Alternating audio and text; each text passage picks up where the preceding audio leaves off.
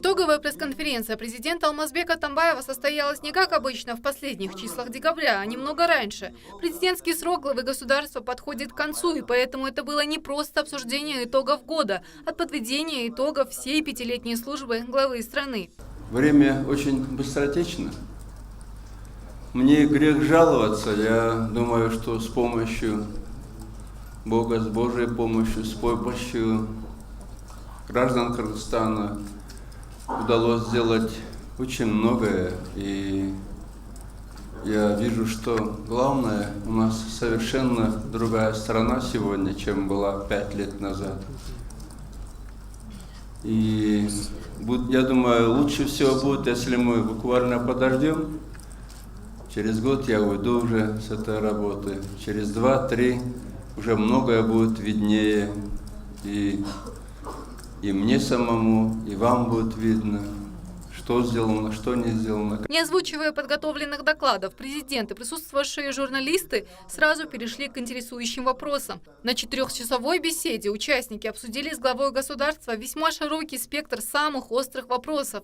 Это и международное сотрудничество, политические интриги и заговоры, тему творчества и добрососедства. К слову, о последнем глава государства выделил нескольких стратегических партнеров для Кыргызстана. Я так хочу еще раз сказать. Мы должны уважать все страны, но наши стратегические партнеры, конечно же, это Россия, это Великий Китай, который заинтересован именно в стабильном, процветающем Кыргызстане. Почему? Если полыхнет с Центральной Азии, это перейдет в Синьцзянь китайский. Без ответа не остались и вопросы о последних нападках Омурбека Текебаева в свой адрес. Объявить импичмент главе страны недавно предложил лидер фракции Атамекен. Сам Атамбаев отреагировал весьма шуточно на заявление депутата. Что я скажу? Вы знаете, в Кыргызстане у нас много своеобразных людей. Меня очень обрадовало, что Мутуев кастинг в тюрьме объявил. Значит, оптимизм у него. Может, ему надо лучше подражать, я не знаю, некоторым политикам.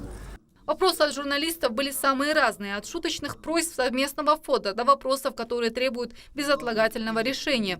Не было даже ставших для всех привычным делом колких выражений и критики в адрес некоторых политиков. Вообще вопросы были очень острые, в том числе и по поводу журналистов, которых не пустили в зал, да. Поэтому я думаю, что Атамбаев, он искренне отвечал. В целом суть пресс-конференции заключалась не просто в подведении итогов работы главы государства в 2016 году. Я думаю, что основная суть пресс-конференции – это подведение итогов Атамбаева за весь 5-летний срок его работы.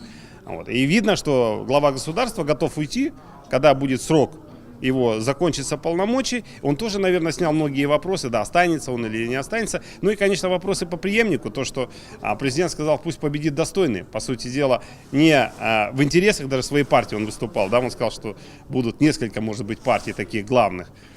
То есть он показал, что у нас выборы, видимо, будут проходить в честной борьбе, и действительно победит тот кандидат в президенты, который достоин этого поста.